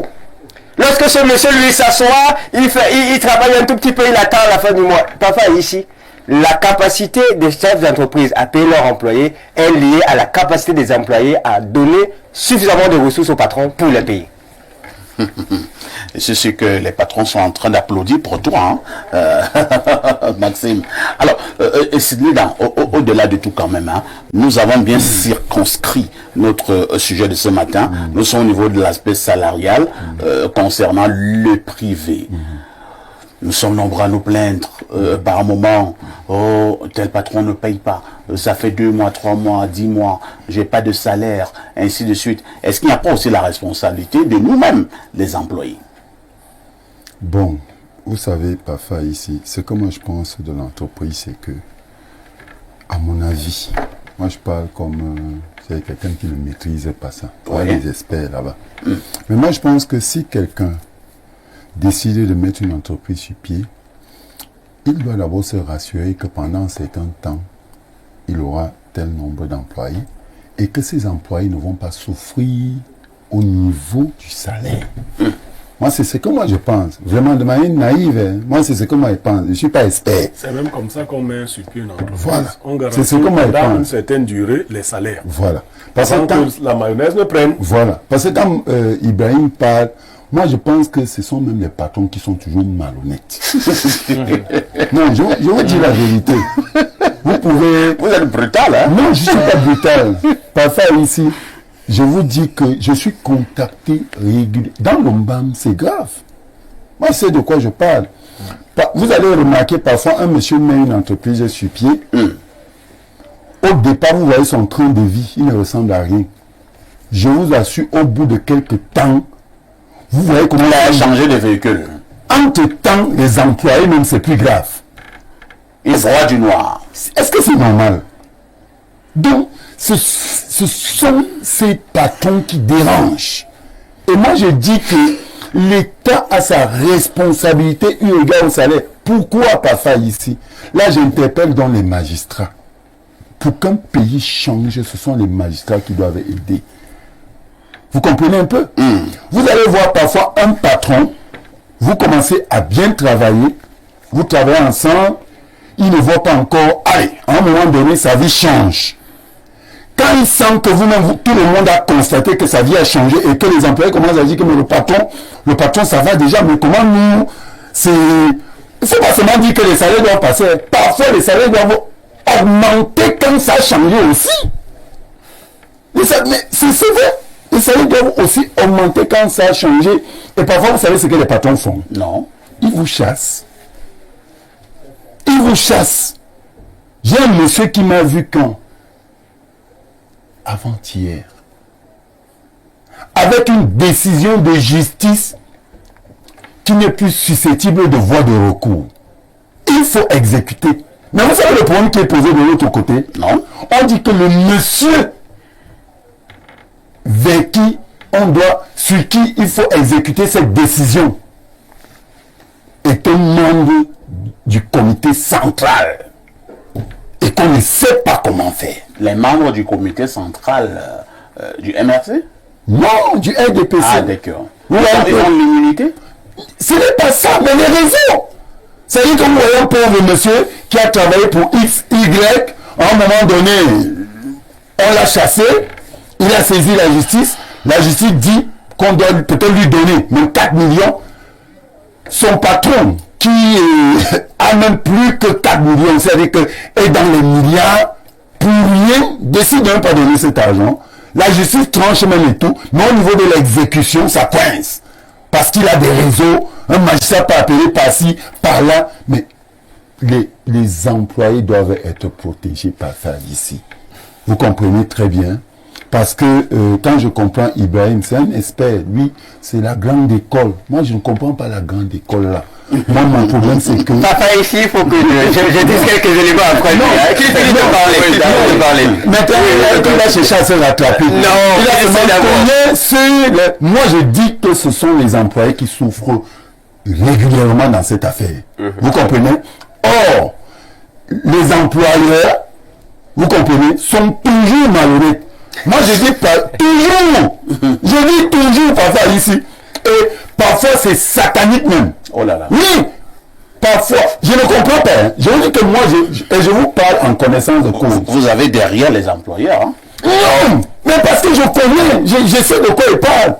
Je suis quand même conseil. Je suis un juriste. Donc les gens viennent vers moi. Je rencontre beaucoup de difficultés. Vous comprenez un peu. Hein? Donc je dis aux employés, tout à l'heure Blériot disait que le pouvoir que vous avez n'est qu'éphémère. Peut-être que vous vous sentez aujourd'hui. Mais il y a quelqu'un, et il y a quelque chose qui a été dit. Parfois même, il y a le karma. Hein? Les gens viennent chez vous. Et quand vous employez tous ces gens, c'est des pères de famille. C'est des gens qui ont de lourdes responsabilités. Donc il faut regarder tout ça. Vous n'avez même pas besoin de décisions de justice. Il faut mettre l'être humain au centre des priorités. Donc le salaire est important. Et je me dis, ça, ce thème, c'est au patron que ça s'adresse. Lorsque moi je mettais mon thème, je n'avais pas pensé particulièrement. Non, moi c'est mon point de vue. Ne vous sentez pas gêné. C'est mon point de vue. Et je vous dis, je vais vous donner pour moi. Est-ce que vous savez que à 85%, avec beaucoup de recul, ce sont toujours les employés qui sont dérangés, menacés et abusés. Très bien. Ibrahim veut repréciser sa pensée. Il a l'impression qu'il a été très mal compris. Je pense que Maître Sidney a raison pour une partie des entrepreneurs qui existent dans le cas du Cameroun. Pour arrêter au cas du Cameroun, Maître Sidney, 98,5% des entreprises sont des PME. Quand je dis même PME, j'ai exagéré. Parce que dans PME, il y a TPE, très petites entreprises, il y a PE et il y a ME. Mais le cas du Cameroun, il n'y a même pas ME dedans. Les gens qui ont la capacité du milliard, j'espère que je serai un patron pareil, ils se retrouvent à 2% parmi les entrepreneurs qui y a au Cameroun. Donc quand on est dans le tissu entrepreneurial camerounais, ce sont des personnes qui sont des TPE ou des PE. Et ces personnes-là qui se sont lancées vers l'entrepreneuriat ne se sont pas lancées avec une capacité financière de départ suffisamment intéressante pour pouvoir désintéresser de façon valable tous les employés. C'est des personnes qui, dans un contexte dur, un contexte compliqué, ont compris qu'ils ne peuvent pas passer par la fonction publique. Ils sont obligés de créer de l'emploi. Parce qu'ils ont compris qu'un homme, ce n'est pas celui qui supplie un autre homme pour qu'il lui donne du travail. À un moment, un homme, c'est celui qui se lève et qui se met à créer lui-même son propre travail. Mais n'ayant pas une capacité financière très forte, il va commencer à bas échelle. Combien d'entre nous ou des chefs d'entreprise ont commencé en ayant mis 5, 10, 15 millions à la banque? Non. Nous-mêmes, les coachs, on dit, mon gars, il faut commencer avec le peu que tu as. Si tu as 500 000, 200 000, 1 million, lance-toi. Mais la réalité, c'est que quand le jeune entrepreneur, celui qui est dans les PME, les TPE et les PE, se lance, il a besoin que ses collaborateurs soient avec lui à 100%. Et le constat sur le terrain, c'est que parfois, les collaborateurs, lorsqu'ils ont le salaire fixe, eh ben, ils ne sont plus à 100%. Ils attendent toujours du patron. Le patron, je suis un patron. je vais défendre la chapelle des patrons. Non. Mais pas les grands patrons. Pas les patrons qui sont des grandes entreprises ou des ME. Je défends la chapelle de 90% des patrons. Ils ont besoin que les employés se mettent en action.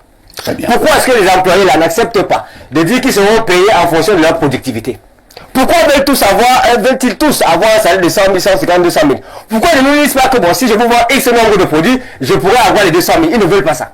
C'est pour mettre le patron. Ça dépend aussi des entreprises. Hein. Oui. Il y a des entreprises où les entrées, c'est le patron seul qui connaît. Oui, mais ça, c'est une entreprise qui est mal structurée. Comment ça? C'est une entreprise qui est mal structurée. La psychologie du salaire, maître Sylvie. Elle appelle la transparence. Mais je pense qu'il faut faire beaucoup de travail ici. Voilà ce que nous allons faire. L'émission est un peu désordonnée ce matin à cause de la connexion. Ouais. Donc nous allons donc encore lire les messages. Ouais. C'est vrai que ça va un peu encore refroidir l'émission parce que nous étions déjà au niveau de l'entrepreneuriat. Mais si je ne lis pas les messages, ils vont m'en vouloir. Allons au 222 Blériot. C'est la Mauritanie. Bonjour, Monsieur Parfait, ici et à tout ton panel. Concernant la dénonciation, dans notre syndicat, on dit que le porteur est capricieux. Mais ce porteur est un grand sorcier et il mérite une délivrance de la part de Moukulimba, 40 ans de pouvoir. Incroyable. Autre message ce matin, monsieur Aïssi, bonjour. J'ai eu exactement la même situation. Je m'explique. Quand mon mari, que j'ai connu à l'université, a eu le concours de la police, 2 ans après sa formation, il me sort une histoire selon laquelle il veut me faire l'amour par la voie des derrière. Et moi, j'ai répondu, messieurs, si tu es déjà allé mettre tes mains dans les sectes, ça va te brûler seul. Alors, il m'a dit, je préfère qu'on se sépare. Et j'ai dit, pas de souci. Mais 6 mois après notre séparation, il est revenu me présenter des excuses et elle n'a plus jamais parlé de cette voix bidon qui m'apporte que frustration et douleur. Bonne journée. Comment tu sais que ça t'apporte frustration et douleur alors que tu n'as jamais pratiqué? Alors, autre message ce matin. Il y a contradiction, non? Tout à fait. Bonjour le panel. Ce que cet homme cherche, c'est son chakra, et qui est en quelque sorte son énergie. Un prêtre, un jour, a dit à une fidèle qui sortait avec un prêtre et qui lui réclamait ce genre de pratique de ne jamais le faire, même pour tout l'or du monde. Il complète en disant, c'est un cours que nous avons eu au séminaire, et ce que l'on recherche là-bas, c'est l'énergie. Et ce chakra se retrouve au niveau de la fontanelle. Et le rectum, c'est la raison pour laquelle nous prêtres en baptise en versant de l'eau sur la fontanelle, car c'est cette énergie que nous recherchons.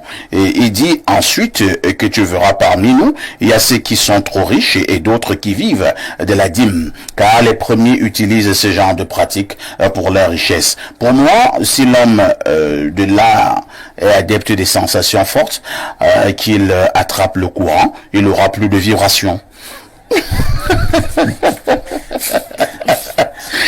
Elle termine en disant, j'imagine ce que cette femme doit ressentir, car nous autres, une petite bon, il dit que c'est Boyo de Sodome. Toi, tu habites à Sodome. Alors, bien le bonjour à vos parfaits ici, le ballon d'or de la modération. Bonjour également aux panélistes. Concernant la dénonciation, ce monsieur dévoile ainsi son vice, qu'il s'agit d'un fantasme ou une pratique bizarre. C'est pas catholique du tout. Chacun ici dehors a son petit vice et qu'il entretient bien dans son esprit, attendant le jour où il pourra le réaliser, allant parfois en contradiction avec les mœurs de notre société. C'est une pratique qu'il trouve normale par le canal des films pour adultes où ils ont tout le temps de s'y projeter, de s'y voir réalisant cela. J'aurais bien aimé voir Alain Douk sur le plateau avec sa touche d'on. Il a le secret. Bonne émission à vous. C'est Arnold depuis Elever. Bien des choses à l'Indouk, hein, s'il nous regarde. Autre message ce matin. Bonjour Monsieur Parfait ici et à votre illustre panel. Une fois de plus, mes sincères condoléances pour la perte de votre grand frère. Relativement à la dénonciation du jour, il faut dire que je me montrerai particulièrement rudoyant à l'encontre de cette olibruit. Bruce. Je n'arrive sincèrement pas à comprendre comment un individu qualifié d'homme bien peut éprouver du plaisir à faire du mal à sa conjointe en procédant par une gymnastique aussi tarabiscotée. Vraiment, cet homme mérite que son instrumental-laboriste ressente la même douleur que cette dernière subit quand il la pénètre et cela à tout moment. C'est Emmanuel Bokoni depuis Douala. Lisons peut-être 2 ou 3 dernières préoccupations. Alors, que dit ce téléspectateur? Bonjour, parfait. Ici, pour moi, cette dame est responsable de ce qui lui arrive. Quelle valeur ajoutée a-t-elle apportée dans cette relation? Elle est liée au matériel. Jean Onomo depuis Douala. Autre préoccupation ce jour. Bonjour, Perfecto. Le monsieur qui demande la voie anale n'a pas encore eu une vraie constipation. Il aurait compris la douleur que cette dame supporte. Et s'il décide la voie anale, comment va-t-il faire des enfants? Une preuve que cet acte n'est pas dénué de magie. C'est Landry Echemo. Landry Echemo qui est l'un des plus fidèles téléspectateurs. Bonjour les démiurges du micro. Pour la dénonciation, je dirais que la dame doit quitter son foyer et oublier ce monsieur qui est un pervers et sans sentiment, comme l'a dit Pierre Blériot. Elle doit garder sa dignité, c'est pas accepter se détruire le corps pour le bien matériel. Ça ira par la grâce de Dieu. Elle doit le quitter et refaire sa vie ailleurs. C'est Aladi Omar depuis Douala, Cameroun. Alors, Pierre Blériot, on revient rapidement à notre sujet principal de ce matin, le salaire en entreprise, surtout les entreprises privées. Il y a 2 thèses qui s'affrontent sur ce plateau. Ibrahim, expert en entrepreneuriat, qui pense que les employés doivent également mouiller le maillot.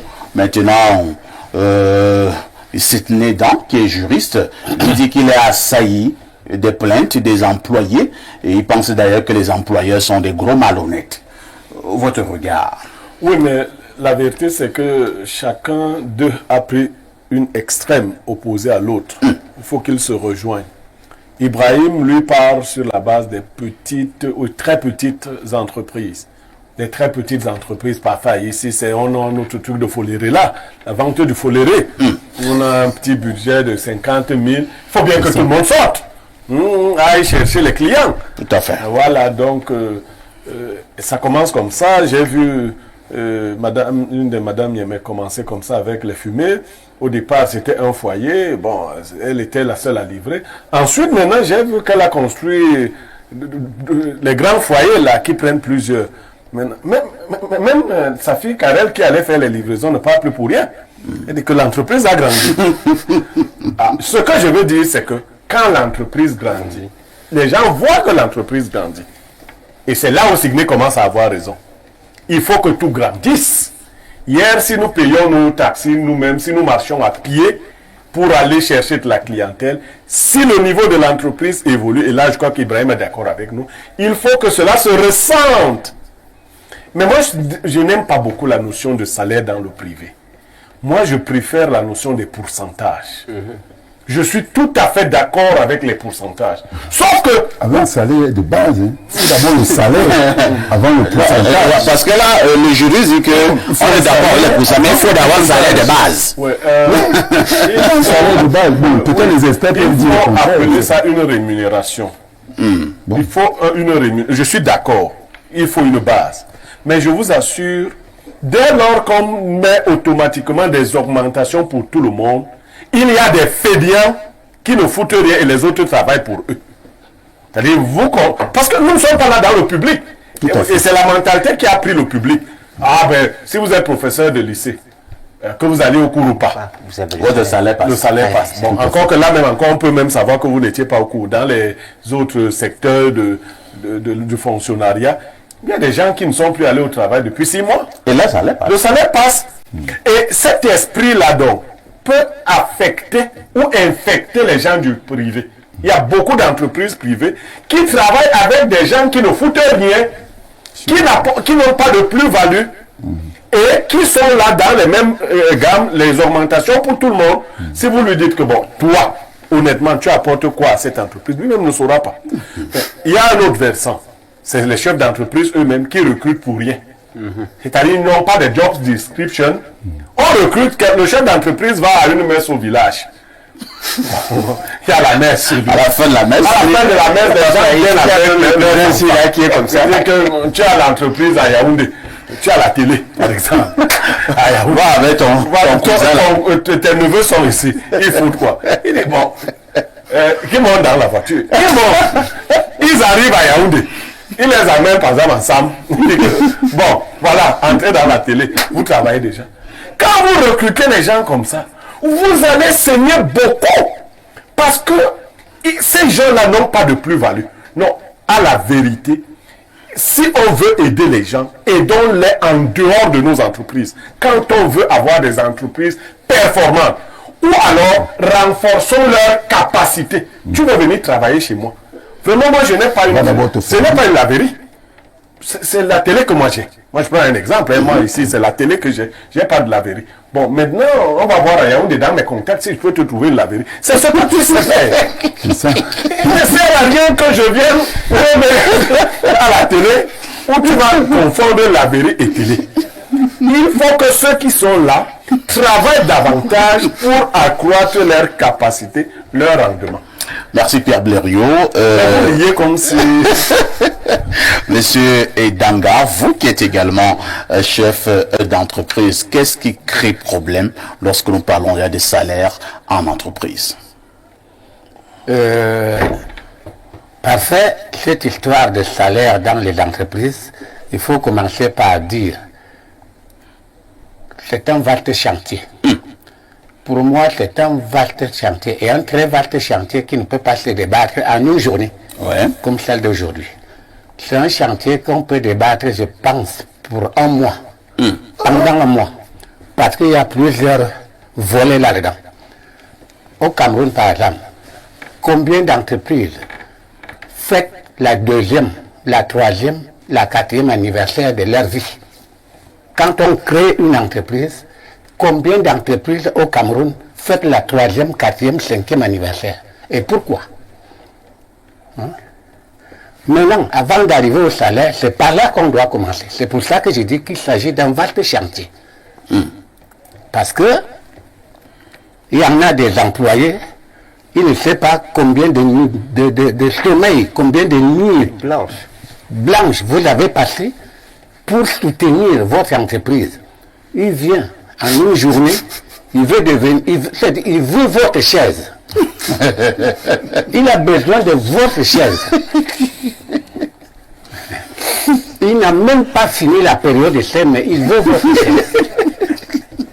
Et d'autres, ils créent ce qu'on appelle concurrent déloyal. Vous croyez qu'ils travaillent pour vous alors que... Ils travaillent pour vous dans votre entreprise. Dans votre entreprise. Raison pour laquelle le problème des salaires, comme je le dis, c'est un vaste chantier que nous devons débattre pendant au moins un mois. Qu'est-ce que le salaire a à voir avec peut-être la concurrence déloyale? Bien sûr. Si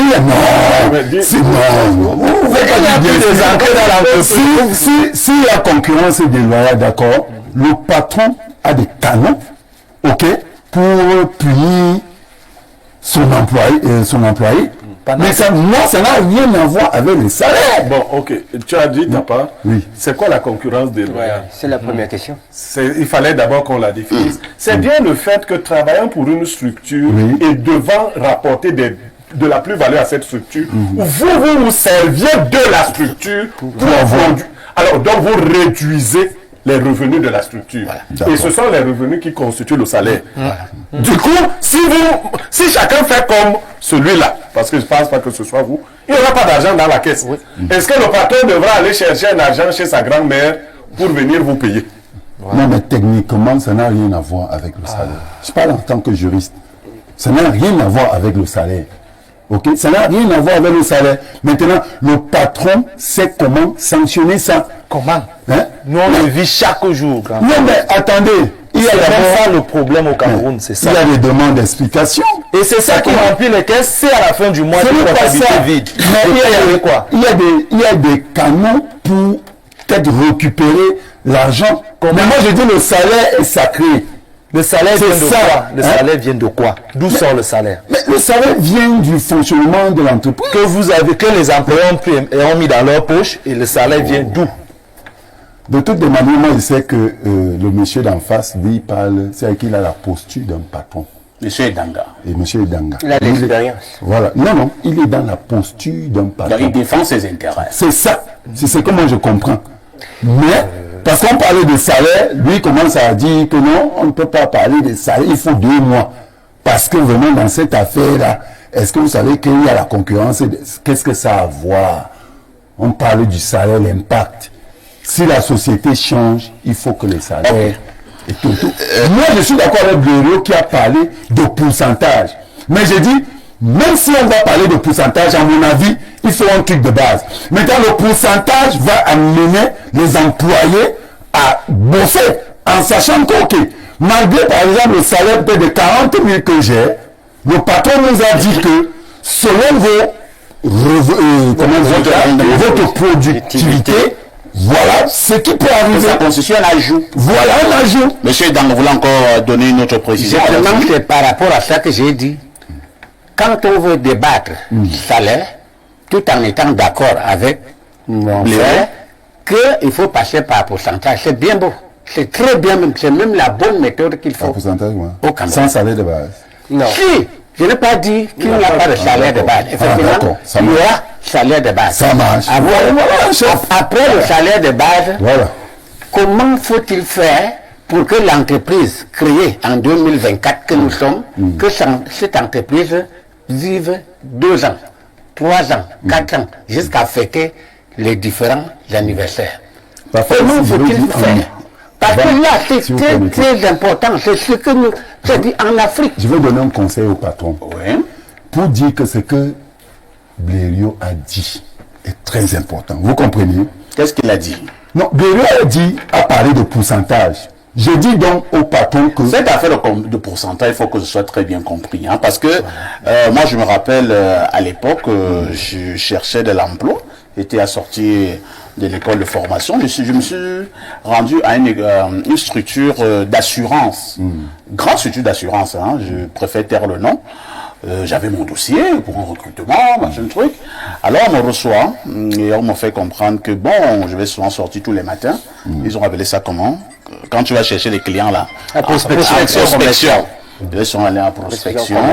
Et si j'amène les clients, en fonction des clients que je vais amener, j'aurai un pourcentage. Bon, je leur demande donc que bon, mon salaire d'abord sera de combien? On dit non. C'est comme ça que ça se passe ici. Non, c'est la Moi, j'ai trouvé que ça, ce n'est pas un emploi. Là, j'ai trouvé que ce n'était pas un emploi. Ce n'était pas encore un emploi parce que dans la... Pas encore. Dans cette logique, vous êtes des simples commerciaux en posture de pré-emploi ou d'essai. Ce qui se passe dans les sociétés d'assurance, parce que je vais donc vous dire, vous entrez le même jour, quelqu'un gagne 6 fois votre salaire. 6 fois votre salaire. C'est-à-dire, ils ont ce qu'on appelle le portefeuille client. Et ce qui est important, c'est que vous gardez votre portefeuille client. Et je voudrais donc que les gens copient les sociétés d'assurance. J'entre dans une société d'assurance, je commence comme commercial. On me donne à peine le taxi pour chercher de la clientèle. Après cela, quand on me recrute, on me donne un minimum de salaire de base, c'est souvent entre 100 et 150 000.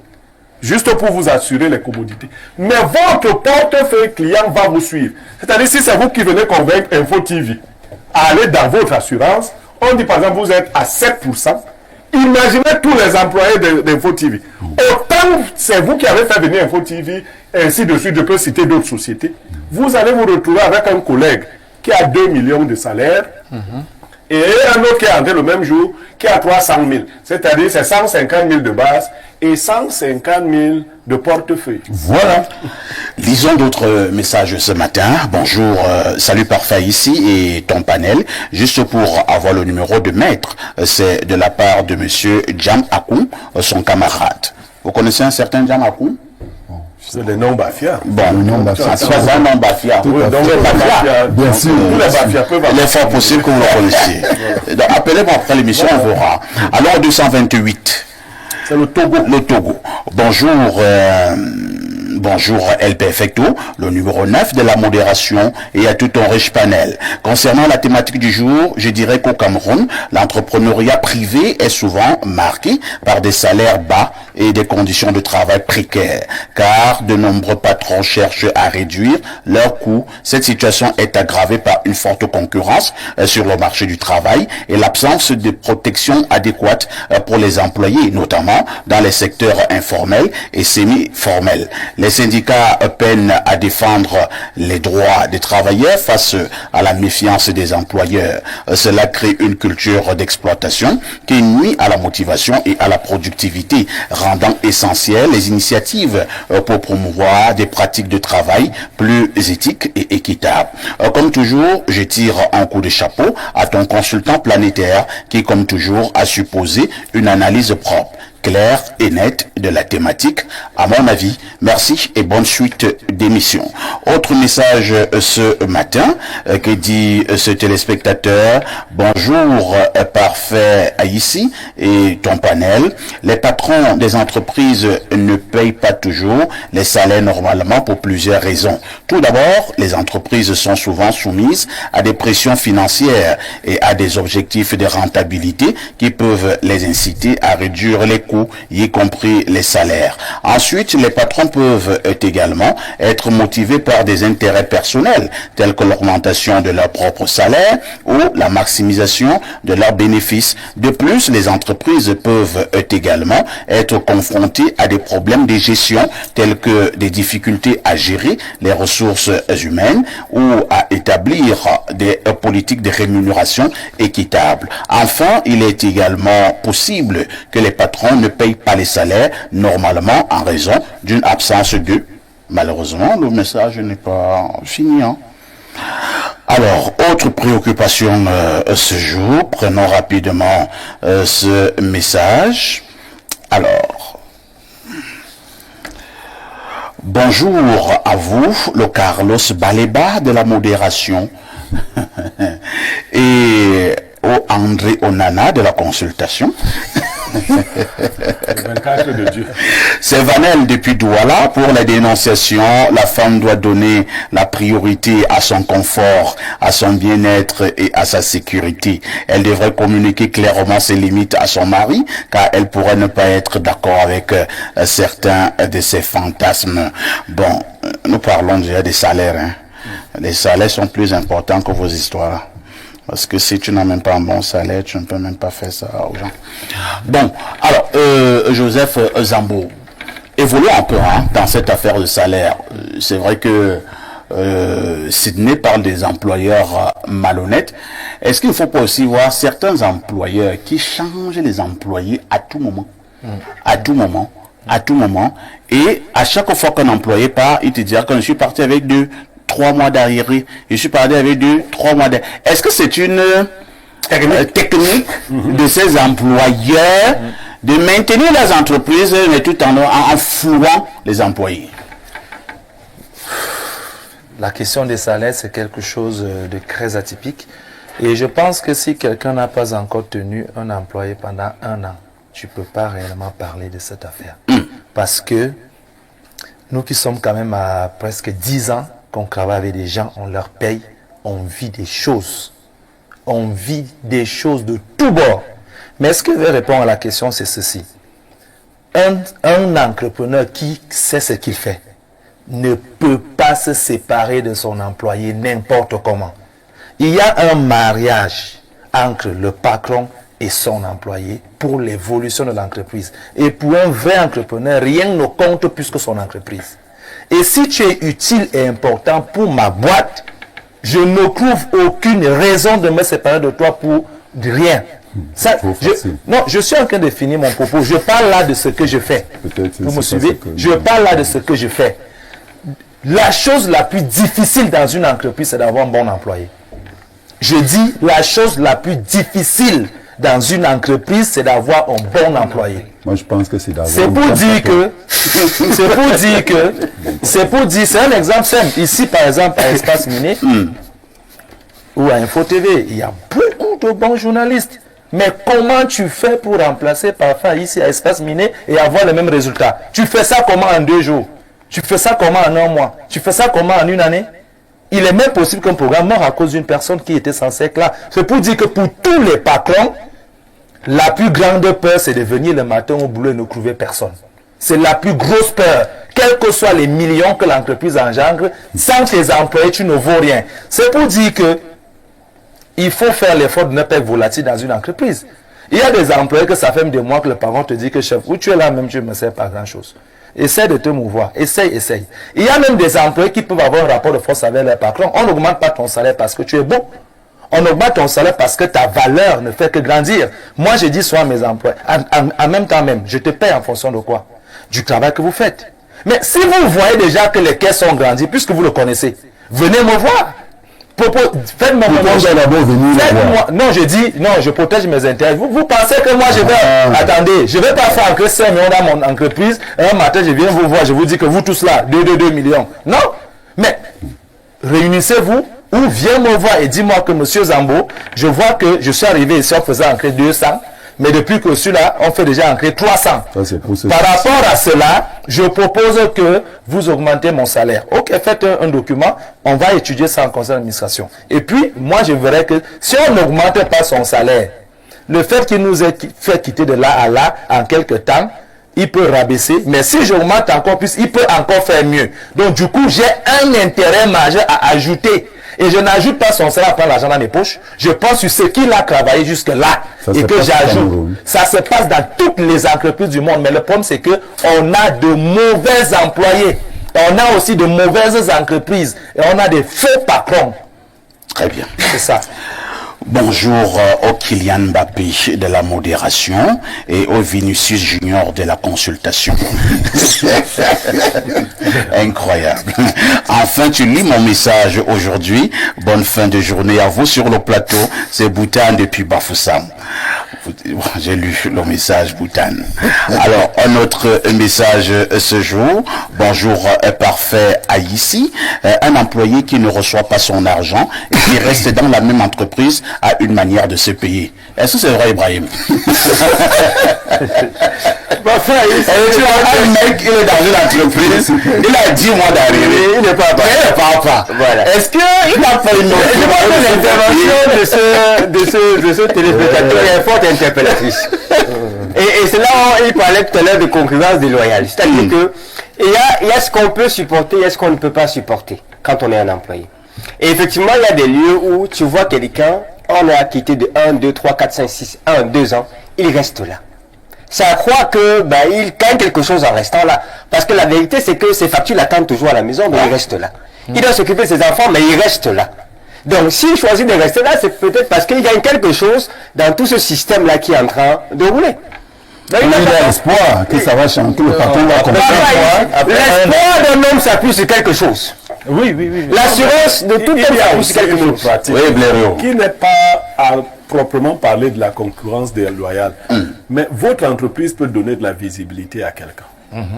Vous voyez, il y a des entreprises qui donnent de la visibilité. C'est la récompense qu'il a. Voilà. Donc, s'il quitte l'entreprise, il perd sa visibilité. Le simple fait de dire que je travaille, je prends à Chococan, je ne sais pas, peut-être que c'est déjà mort. Alors, ça fait que il peut gagner à partir de cette notoriété. Il y a donc des employés qui restent pour cette raison-là. Mais il y en a aussi qui trouvent les moyens de se payer. Oui, aussi les primes. Bonjour, Perfecto, bonne émission.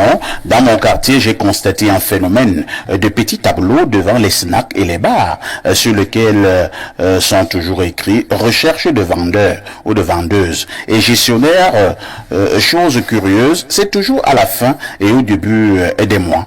Je me suis rapproché de 2 ex-employés. Ils m'ont tous dit avoir été limogés pour une faute inexplicable. Chose curieuse encore, c'est toujours à la fin du mois qu'ils sont limogés. Explication. Steve de Tinga Village. Sérieux, ce que nous disons tout à l'heure, ce sont des mauvais employés. Ça, c'est des malfrats. Voilà. C'est-à-dire des personnes qui vous posent des pancartes. Après, ils vous disent étude de dossier, c'est 1000 francs ou c'est 2000. Il faudrait que vous apportez des éléments. Après, vous dites on va passer à la phase de décès. Vous allez aller distribuer des produits en ville. Quand vous les prenez, après, ils vous disent que finalement, vous n'avez pas montré que vous êtes compétent. On vous dissocie, on occupe d'autres personnes. Ça, c'est des malfrats. Mais moi, je pense que si il y a des voleurs, parce qu'il y a les gens qui en ont des choses à voler. Tu vois? Ça signifie que s'il y a des patrons qui exploitent, c'est parce qu'il y a aussi des employés à exploiter. Bonjour le panel, bonjour au Sodome de la modération. Non, je ne suis pas le Sodome de la modération. S'il vous plaît, dites à Joseph Zambo de parler pour lui et qu'il nous dise où il prend ses statistiques. Je ne sais pas là, il prend ses statistiques. Bon, c'est vraiment pas. Alors, François Sidneda, nous bouclons déjà avec ce programme ce matin, parlant justement de salaire en entreprise. Est-ce qu'il ne faut pas se dire que c'est un problème sérieux pour tout employeur? Non, je pense que les employeurs, on doit prier pour qu'ils aient le Saint-Esprit. Je pense que peut-être c'est ça qui peut arriver. Parce que parfois ici, je vous assure, quand j'entends certaines personnes parler, moi je parle du cas Cameroun, d'accord? Et je parle de ce que je connais. Les patrons sont extrêmement malhonnêtes. Et je dis, ce n'est pas bien. Vous comprenez un peu? Vous pouvez voir, quelqu'un crée une radio, je dis une radio. Il prend un gars qui est un peu talentueux. Dès qu'il arrive, allez, la radio change. Vous comprenez? À un moment donné, il va même chercher quelqu'un qui n'a pas de talent comme lui. Vous comprenez? Pour essayer de lui faire le chantage. C'est des choses que je vis. Vous comprenez un peu? Donc il y a des patrons, quand j'entends mon frère Zambo parler, mais je dis, peut-être il ne parle pas du Cameroun. Mais moi je parle parce que je suis ici. C'est-à-dire qu'on sent que vous êtes performant, mais on cherche un bonhomme là, et on essaie de dire, qu'il a votre niveau, hein? Vous comprenez un peu comment les patrons font? Et ça fait que vous-même, si vous doutez de vous, vous n'avez même pas le courage de dire que mais qu'est-ce qui ne va pas mon salaire là, alors que l'entreprise change. Très bien. Comment quelqu'un peut douter de lui, il est compétent? Ça c'est une question que tout à l'heure j'ai dit ici qu'un homme, c'est quelqu'un qui en même temps arrête de supplier un autre homme pour lui trouver du travail. Si ça ne va pas, qui le crée? Dans quel contexte? S'il est compétent, le contexte camerounais, le patron doit se battre dans quel contexte pour le pays? Oui, le contexte est général à tout le monde. C'est un homme qui se bat. Dans une société où le patron se bat dans quel contexte? Tout le monde souffre en fait. S'il est compétent, moi je vais avoir rencontré des gars compétents qui doutent d'eux. Hein. Quand quelqu'un est compétent, il vous démontre qu'il est prêt. Et il est convoité. Un bon joueur ne manque pas d'équipe. Il n'est pas dépendant de cette activité. Un bon joueur. Oui, monsieur Idanga. S'agissant des salaires, ce que moi je peux dire, c'est que de prime abord, quand il faut recruter, l'employeur doit d'abord chercher à savoir combien coûte le transport de son employé chaque jour. Pour commencer. Est-ce qu'il habite encore dans la maison familiale? Est-ce qu'il est marié? Voilà les premiers points qu'un employeur doit regarder. C'est-à-dire... Est-ce qu'un employeur a vraiment besoin de connaître tout cela?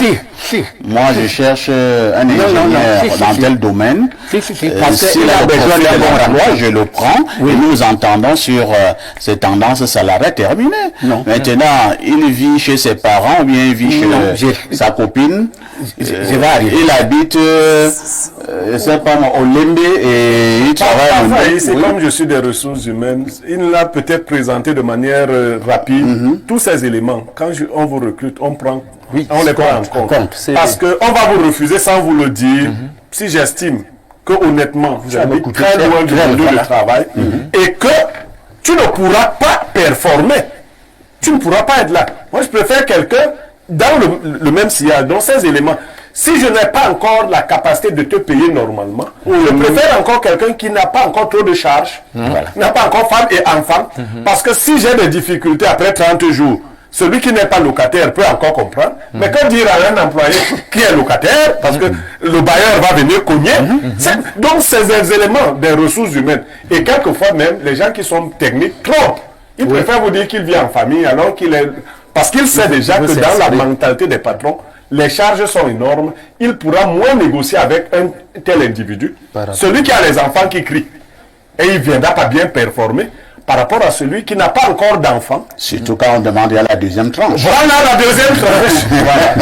C'est donc l'un des facteurs très importants quand il faut parler salaire, c'est-à-dire que la distance entre l'employé... C'est compris. Voilà. C'est ce qu'il fallait dire globalement ce matin dans Mardi Entrepreneuriat sur Info TV. Et il ne me reste qu'à dire merci à Joseph Zambo, merci à Monsieur Danga, merci à Ibrahim, merci à Pierre Blériot, merci également à François Sitené Dan. On vous souhaite un bon retour à Bafia. Parce que vous venez toujours de Bafia pour participer à ce programme. La rediffusion de cette émission, c'est tous les jours à partir de 22h30. Une question avec tout ceci. Que faites-vous encore ailleurs?